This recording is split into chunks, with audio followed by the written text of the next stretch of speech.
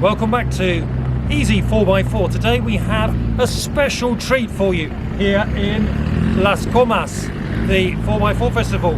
We're going to speak to some members of the Land Rover Range Rover G4 Challenge Club. So don't go away. This is going to be really, really interesting. If you're interested in Land Rover or Range Rover at all, you really want to find out all about this. And they're going to tell you some special information about if you really want one of those cars. Don't go away. Let's jump in and start the interview.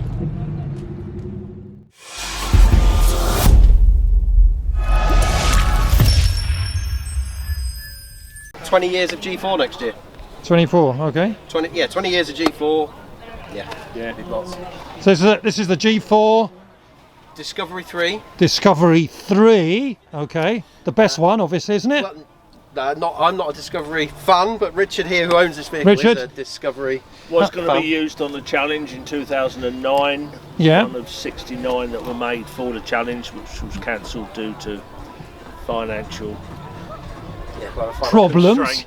Constraints, yeah. Back in the day. 2009 wasn't a good year, was it? The flag on the back was a representation of how Land Rover were hoping to livery the vehicles for You mean the Union flag? The Union flag. So we have them within the club with German flags, South African flags, but the rest of the car is all standard livery. You generally see the G4 Challenge with the black panel with chevrons, sort of black chevrons on the back of the vehicle. So that's the normal that you see. That's how they're all set up. Oh, black chevrons. The flags were literally an idea concept that they did on a couple of vehicles. But unfortunately, we never got to. That's it. It's an owners' club for G4 now. I didn't realise. Yes. But is it for genuine G4s or people that just paint it orange and put the stickers on? There is All of you. And there is an enthusiast the page editions as well.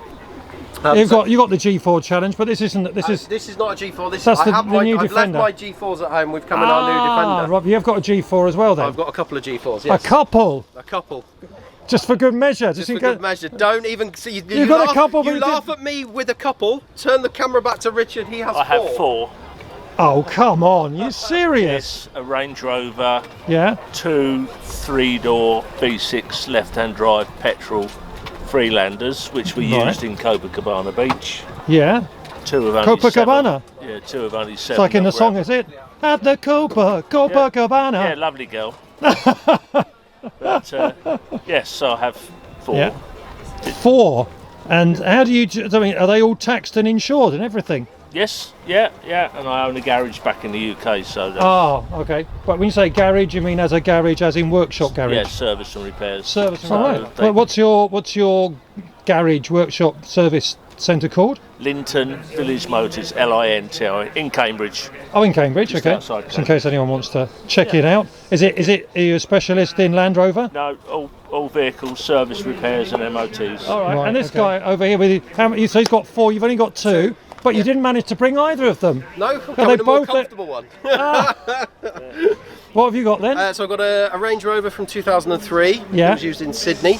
That was stage 3 of the challenge. And we also have from stage 3 from the Outback in Australia a Defender. Both from Australia, okay. Both from Australia. So you had to import those and everything? No, they were all brought back by Land Rover because Land Rover exported all the vehicles, brought everything back to the UK. However, in 2003, anything that was in America stayed in America, and Land Rover North America bought it rather than import.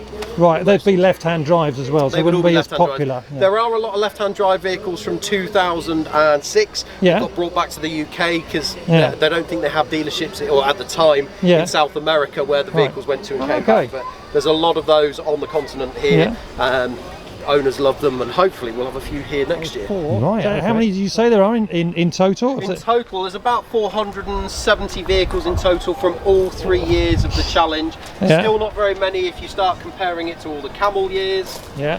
But Okay, because the Camel ones, that's not one of yours, is it, or something? Not one of ours, but there'll be, in theory, lots of them here next year as well. All right. What was the difference then between the Camel Trophy? Just a different series of adventure? Well, it was, a Camel Trophy was backed by a brand Yeah. that is not deemed to be very good anymore, or healthy, I should say. Oh yeah. Camel is identified Yeah, as smoking. soaking. Yeah. And then things changed over time. Kind of going from A to B through a rainforest or somewhere else wasn't also identified as being very environmental. So Land Rover knew they needed to change something. Yeah. So they came up with this. The vehicles actually were only used to get from A to B. Quite often they would have all had kayaks and bikes on the roof to get to C and D. Yeah. And this was just to carry all your kit. It did a lot of off-roady stuff. Right. But yeah, not as much. Probably not as hardcore as a lot of people will say as the camels. Yeah. But we're not aiming to hack through a rainforest. Right. So I just wonder because they look so. I always thought they were just. A lot of people just had put the livery on them, painted them orange and put the stickers they were on. genuine vehicles. Yeah. So the Range Rovers that I've got, actually, there's only 30, the Range Rover and 30 of the Defender. Oh, the Range Rover. Oh, yeah. right. And then again in 2006, there was only 24 Range Rovers built. Yeah. And in 2008, there were only 2 Range Rovers built. Wow. So yeah. Okay, and are they generally available on the second-hand market? Is somebody who was interested in buying them, or have they all been snapped up? Well, you'd have to hunt high and low, and then probably butter Mr. Stock's palms here with his Range Rover, because it might potentially be for sale in the future. Yeah, and was used with John's in Western Australia. Yeah, so it's another Australia vehicle. Yeah. So it could be. That's the thing. I would say if anybody is looking for a vehicle, get in touch with the Owners Club. Owners Club, right. Yeah, the G4 Owners Club, and actually join the G4 Owners Club, because you will hear about stuff before it comes on the market generally. A lot of it's wrong to say it's incestuous, but a lot of vehicles change hands within the club, and it used to be. It's not so much now. People love their vehicles, but they would swap cars. Yeah. Within the club. Have you been incestuous then in the club? No. I've bought and kept. Luckily. Right. Yeah. Is it? Do you have to pay to join, or what? The club membership? Yeah, it's £25 for your first year. Yeah. £20 a year after. Oh, right. Okay. And we've got club WhatsApps that we all keep in contact with, and actually it's a whole treasure trove of information, because if you have a question about it, you will generally have an answer in half an hour, and it can be quite technical about a Discovery or a Range Rover. Especially someone's got a mechanic. We've got quite a few of those in the club. I won't say that we're all geeky about everything, but we've got some people that are really into that thing. And if it's like how to fit the roof rack or how do the lights wire in, there will be somebody who will know exactly the way to do it. Are there accessories that actually came with it, or are ones that you can buy additionally? Everything was available from Land Rover at the time. At the time, right.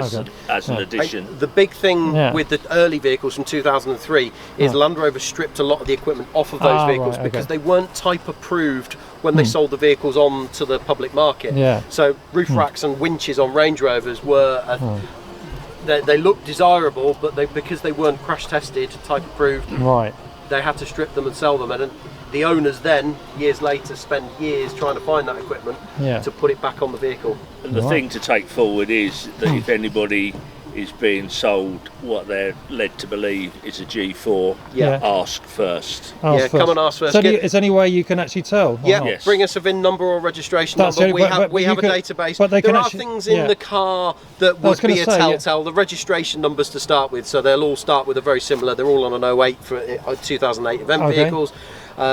52 plate for 2003 and 55 plate for, although there are one or two that sit on 05s for 2006. But have a little look in them. Yeah. But a lot of time you'll find people have got a G4 sticker on it. So I would say if anybody's interested in buying one, give us a shout, even if it's on our Facebook messenger page for the club. We will be able to tell you within 20 minutes, having a look at the database. We will even try and find some pictures of it on event, just to encourage you to want to buy it. Right, okay. Did it come with any specific equipment that the other ones didn't? Inside? There's lots of equipment that comes on the vehicles as standard. There are kit lists on our website that you can download as PDF format. So it should give you an original kit list. But did it come with, was this the fully loaded one with screen? It's a HSE spec, HSE spec, right, okay. They just took them off the line, painted them orange. There's no trick. Right, and put some stickers on them. They're not chipped or... Right. So they basically, it was a standard vehicle, came out off of the production line, then went into SVO. Right. And it had its additional sort of equipment fitted, underbody protection, decals and stuff like that. So there's loads and loads to... so loads of stuff on it. Do they all come with a snorkel? Yes. All right, so you got I mean, in dusty climates, you need the snorkel. Everyone assumes it's snorkel. It's raised air intake. You want to kind of be specific about it, so you're just drawing air in from higher up. Right. That's excellent. Brilliant. Okay, there's a whole load of stuff I didn't expect. I was just going to say hello. All right. Yeah. Always the way. Lovely. Okay. All right, well that's it. So you found out a whole load of stuff now about G4. Yeah, I'm John. If you ever have any questions, find us on our Facebook page or the website. Give us a shout and we'll put you in touch with the right information. Yeah. And hopefully you're not buying a knockoff G4, because there are a lot of them out there and people get disappointed when they buy something that it isn't. Okay, brilliant. Thanks very much. All right, mate. Thank you very much. All right, and that's it. So if you've enjoyed the video on Easy 4x4, as usual, give it a like, subscribe, hit the notification bell, and we'll have some more videos very soon. All right, cheers. Thanks a lot. No problem. Right, bye.